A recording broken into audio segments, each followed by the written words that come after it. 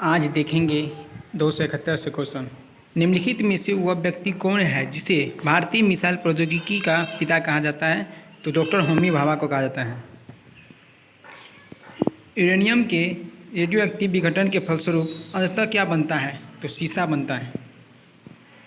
कोयले की किस किस्म में मूल्य पादप द्रव्य के अभिज्ञेय अवशेष पाए जाते हैं? तो पीट में। नेक्स्ट क्वेश्चन देखेंगे कि किसी रेडियो सक्रिय पदार्थ का आधा जीवन 4 महीनों का होता है, उसका 3/4 भाग कितने महीनों में नष्ट हो जाएगा? तो 8 महीने में। निम्नलिखित में से वह कौन व्यक्ति है जिसने एक महत्वपूर्ण नैदानिक यंत्र के MRI के विकास में सहायता की और उसके लिए नोबेल पुरस्कार प्राप्त किया? तो पाल सी लोटरबर्ग वैंसल। आज फिर 276 देखेंगे कि न्यूक्लियर रिएक्टर में भारी जल का प्रयोग किस रूप में किया जाता है? तो नियामक के रूप में किया जाता है।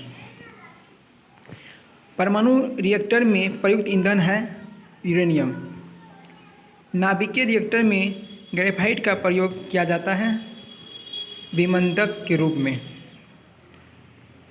भारत में निर्मित कौन सा मध्यवर्ती परास परमाणु क्षमता योग्य परीक्षापास्त्र है? अग्नि। ज्यामिति का जनक किसे कहा गया है? यूक्लिड को। नेक्स्ट देखेंगे 281। निम्नलिखित में से उन रेखाओं को क्या कहा जाता है जो उन स्थानों पर मिलती है जहां त्वरित झांझा आती है? आइसोब्रोटस आंसर होगा। तापमान घटाने के साथ किसी वस्तु का प्रतिरोध घटता जाता है, यानी तापमान जब घटाएंगे तो वस्तु का प्रतिरोध घटेगा, यानी तापमान और प्रतिरोध डायरेक्टली प्रोपोर्शनल होगा। यहाँ पर पोर्टलैंड सीमेंट का आविष्कार किसने किया? तो जोसेफ स्पटिन। पोर्टलैंड सीमेंट का आविष्कार जोसेफ स्पटिन ने किया था।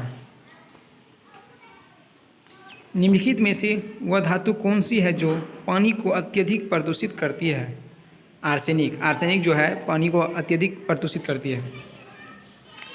यूरेनियम विखंडन की सतत प्रक्रिया को जारी रखने में किस कण की जरूरत होती है?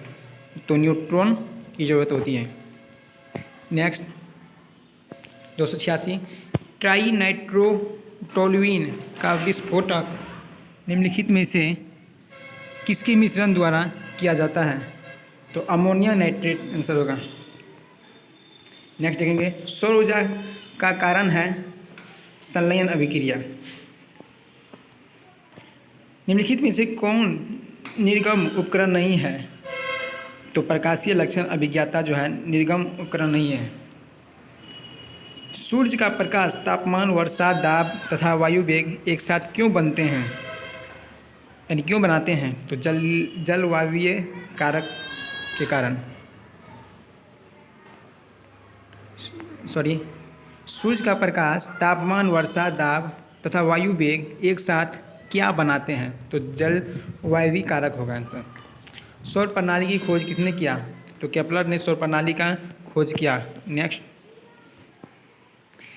2G स्पेक्ट्रम में प्रयुक्त G अक्षर क्या घोषित करता है? तो जेनरेशन को घोषित करता है। ऑटो हॉर्न किस आविष्कार के लिए प्रसिद्ध है? तो एटम बम। एटम बम के लिए ऑटो हॉर्न प्रसिद्ध है। भारत में समस्त अंतरिक्ष यान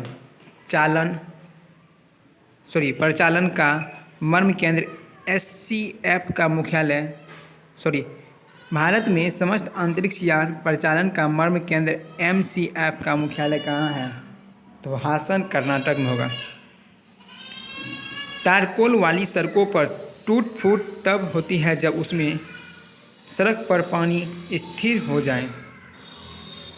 पिक्नोमीटर नामक उपकरण का प्रयोग किसे मापने के लिए किया जाता है? तो घनत्व को मापने के लिए पिक्नोमीटर नामक यंत्र का प्रयोग किया जाता है। नेक्स्ट 296 से देखेंगे सूखी बर्फ क्या है? सूखी बर्फ ठोस कार्बन डाइऑक्साइड है। भारत की मिसाइल अग्नि 2 है पृथ्वी से पृथ्वी मिसाइल। घरेलू परिस्थिति में सामान्यतः कौन सा प्रशीतक प्रयोग में लाते हैं? तो फ्रेयन। निम्नलिखित में से सजीवन उत्पन्न करने वाली कौन सी तकनीक है जिसमें एक प्रतिबिंब दूसरे में बदल जाता है? तो आकृतिक निरूपण होगा इसका आंसर। आज का लास्ट क्वेश्चन 300। एस चंद्रशेखर का नाम निम्नलिखित में से किस क्षेत्र के साथ जुड़ा हुआ है? तो खगोल भौतिकी क्षेत्र से जुड़ा हुआ है। तो आशा करते हैं कि अच्छा लगा होगा, तो लाइक करें, सब्सक्राइब करें, शेयर करें। जय हिंद, जय भारत। मिलते हैं नेक्स्ट वीडियो में।